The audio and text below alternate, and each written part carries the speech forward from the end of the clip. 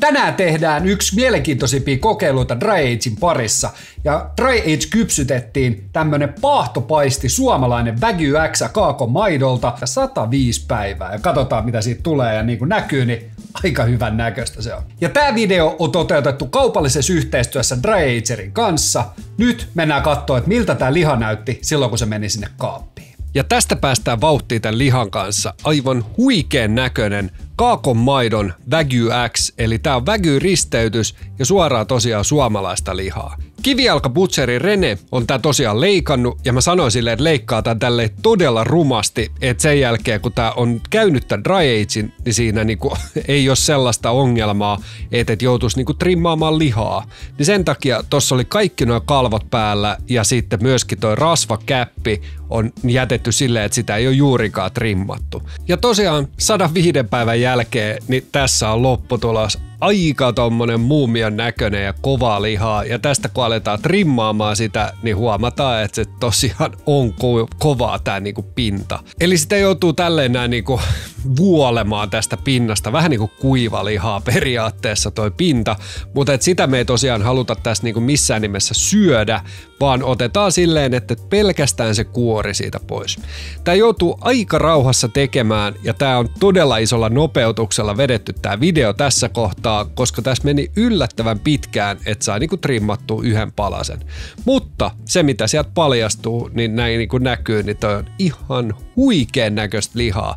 Että niinku paahtopaistista löytyy tollanen marmori, mitä tässä lihassa on, niin se on kyllä ihan semmoista, että en ole ihan hirveän useasti nähnyt.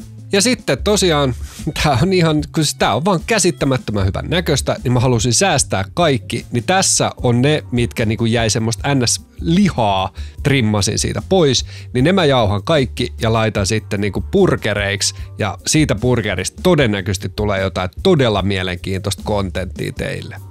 Laitetaan tähän pintaan suola ja sen jälkeen heitetään se tommosen ritilän päälle ja sit pistetään vielä Dry Ageriin niinku päiväksi.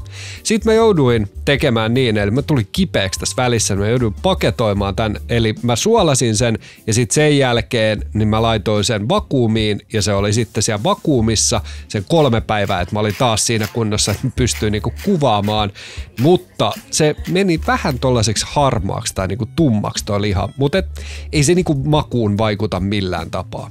Sitten laitetaan siihen mangalitsan rasvaa, tuommoista sulatettua rasvaa vähän pintaan, että saadaan tarttumaan nuo mausteet. Laitetaan siihen mustapippuria ja valkosipulijauhetta. Sen jälkeen miitteriin toi miitter 2 plussa kiinni, jotta saadaan mittaroitua ne lämmöt sieltä ja sitten mennään sytyttää grilliä. Laitetaan tänne näin tuommoista kaijahiiltä, eli mä en halua missään nimessä mitään niinku kauhean stydiä hiilen makua tai savun makua tähän lihaan. Mä haluan vähän niinku reversenä vaan vetää sen, niin kaijahiilellä ja sitten sen jälkeen laitetaan sinne lämmönjakolevy, nostetaan lämmöt tonne noin 100:een ja sen jälkeen niinku low and slow tyyppisesti vedetään sinne sisälämpö siihen asti, että se on noin 50 astetta. Laitetaan liha sinne sisään ja sitten meillä on hyvä aika tässä kohtaa tehdä kaikkea muuta. Ja lähdetään liikkeelle siitä, että kuoritaan vähän sen perunoita. Eli tehdään semmoisia paistettuja perunoita näistä vähän semmoisen pienellä twistillä. Eli normaalistihan ne paistetaan niinku rasvassa tai tommosessa voissa, mutta nyt mä halusin tehdä jotain muuta, niin katsotaan kohta se. Pistetään ne kiehumaan ja sitten mennään näiden muiden kimppuun. Eli tehdään samalla tyylillä, tehdään myöskin porkkanaa. Ja mä ostin näitä tämmöisiä pieniä porkkanoita, mun mielestä ne on niin söpöjä, että se on ihan mahdotonta. Ja sitten vähän parsaa vielä. Sitten tehdään tämmönen soosi ja mä halusin tähän näin niinku semmoisen kylmän soosin, niin mä ajattelin, että tehdään tämmönen crème fraîche, piparjuuri ja vähän sitten vielä pippuria ja suolaa tietenkin tonne perään. Niin tällainen kastike tälle, koska niinku paahtopaisti mun mielestä sopii niinku hyvin esimerkiksi kylmänä syötäväksi, niin tää sopii sitten taas ihan loistavasti sellaisen lihan kanssa. Tehdään niin, että heitetään ne vaan kaikki tonne noin, sen jälkeen sekoitellaan ne yhteen ja sitten maistetaan ja mä huomasin tässä kohtaa, että se niinku piparjuuri ei maistunut sieltä tarpeeksi, niin laitetaan sitä lisää. Eli tää on niinku tärkeää, että kun tehdään asioita, niin maistellaan niitä ja sitten niinku sen mukaan maustetaan sitten vähän lisää. Sitten mennään paistelemaan. Aloitellaan sillä, että laitetaan mangalitsa-rasvaa. Mä oon nyt huomannut, mulla jäi yhdestä videosta niin tosi paljon mangalitsa-rasvaa. Ja tää on vielä semmoista dry age kypsytettyä mangalitsa-rasvaa. Eli mä tein se silleen, että mä ensin dry age kypsytin sitä mangalitsaa noin 3 kuukautta. Ja sit sen jälkeen mä otin siitä ne rasvat, jota niin kuin mangalitsassa on ihan järkyttävän paljon. Ja mä sulatin ne oikein pienellä teholla, niin siitä saadaan tämmöistä aivan loistavaa paistorasvaa. Ja nämä perunat tehtiin tosiaan niin, että keitettiin ne ja sitten sen jälkeen pikkasen jäähdytettiin niitä. Sen jälkeen vaan paistellaan tässä näin niinku aivan rauhassa. Ei laiteta mitään niinku superhönkää tähän pannuun, koska sitten ne vaan palaa siinä. Me halutaan semmonen hyvä karamellisoitu pinta niihin ja heitetään sinne suola ja pippuri noitten kanssa. Sitten vaan paistellaan ne silleen, että ne näyttää niinku hyvältä ja nämä todella näyttää hyvältä. Nämä näyttää itse asiassa ihan järkyttävän hyvältä. Sitten ei mitään muuta kuin lisää vaan mangalitsa-rasvaa tonne, koska rasvaa aina hyvästä. Sitten heitetään porkkanat sinne perään ja niitä paistellaan ihan samalla tavalla kuin niitä perunoita sen aikaa, että ne saa hyvän värin ja vähän pehmenee. Sitten näihinkin myös suola ja pippuri perään ja niin kuin näkyy, niin näistäkin tulee ihan järkyttävän hyvän näköisiä. Heitetään nämä sitten vaan kaikki tonne uuniin siksi aikaa, että saadaan kaikki muut valmiiksi, jotta ne niinku pysyy siellä lämpimänä, mutta uunissa mä oon pitänyt semmoista noin 50 astetta. että se niinku uunin laittaa 70, niin se pitää sit, mun uuni on jotenkin siitä hassu, että se pitää sit sen niinku noin 55 astetta, joka sopii tämmöisen niinku ruoan lämpimänä pitämiseen hetkellisesti ihan hyvin. Sitten paistellaan parsat.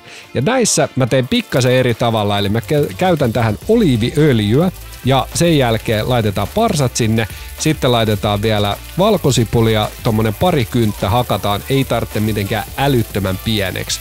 Ja sitten pyöritellään niitä ja paistellaan niitä sen verran, että ne saa pikkasen väriä ja vähän pehmenee. Eli näistä on tarkoitus tulla silleen, että ne ei ole mitenkään kauhean löysiä. Oikeesti mä en todellakaan tykkää semmosesta löysästä parsasta, niin sen takia vaan vähän aikaa niitä paistellaan. Sitten kun niitä on paisteltu hetken aikaa, niin sen jälkeen pistetään ihan ministi vettä tonne, vähän suolaa ja sitten pyöräytetään muutama kerta ja sen jälkeen vaan kaadetaan tohon noin niin kuin lautaselle ja nääkin on valmiita.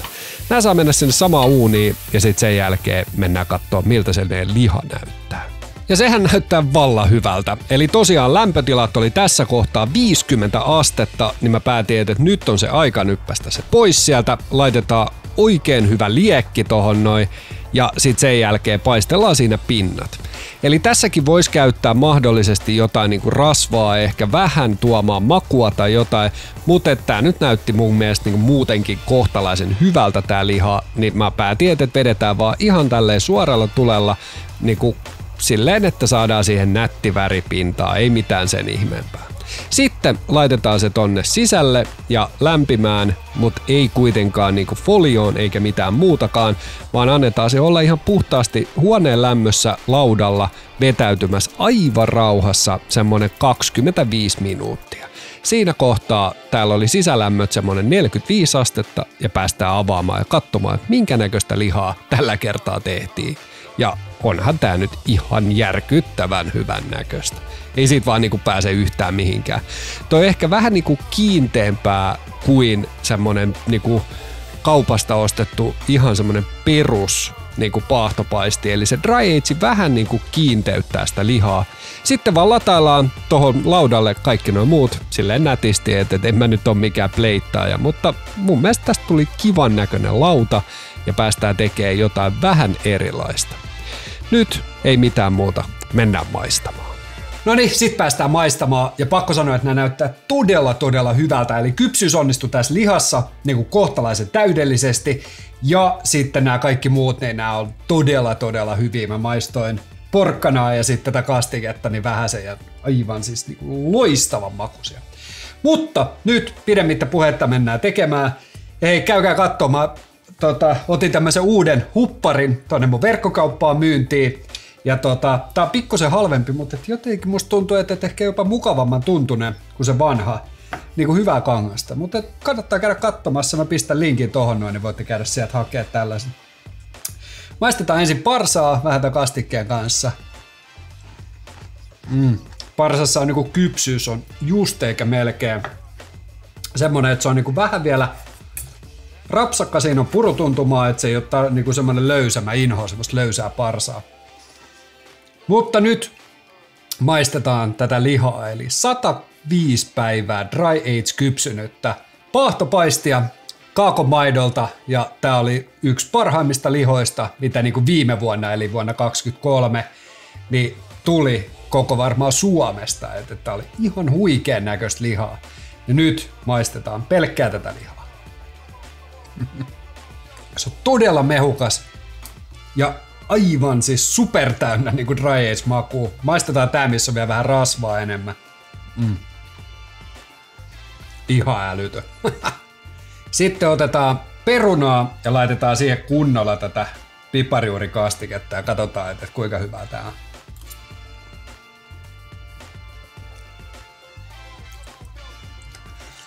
Tuo kastike on vaan niinku, se on ihan älyttömän hyvää. Siis ihan niinku järkyttävän hyvää. Porkkanasta tulee pieni semmonen hyvä makeus siihen ja kaikkeen. Ai vitsi. Testataan vielä.